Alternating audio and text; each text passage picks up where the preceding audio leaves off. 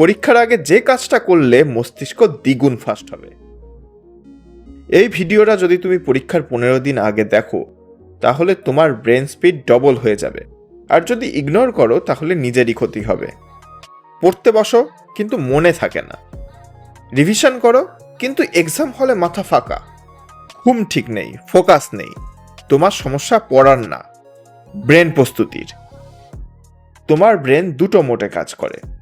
Input mode, ব্রেনে পড়া ঢোকে কিন্তু তার সময়সীমা ক্ষণস্থায়ী। পারফরমেন্স মোড, ব্রেনে পড়া ঢোকে কিন্তু তার সময়সীমা দীর্ঘস্থায়ী। 99% ছাত্র ইনপুট মোডে আটকে থাকে, কিন্তু এক্সামে দরকার performance mode.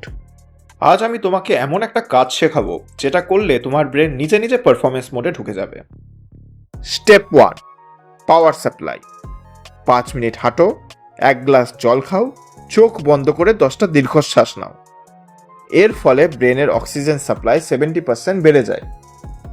Step 2, prime time input.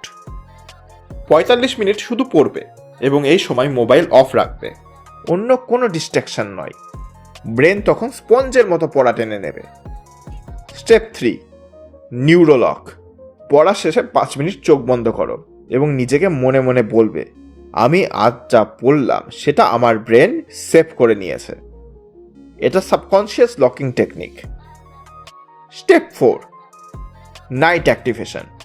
ঘুমানোর আগে শুধু 10 মিনিট দিনের পড়া কল্পনায় রিপ্লে করো।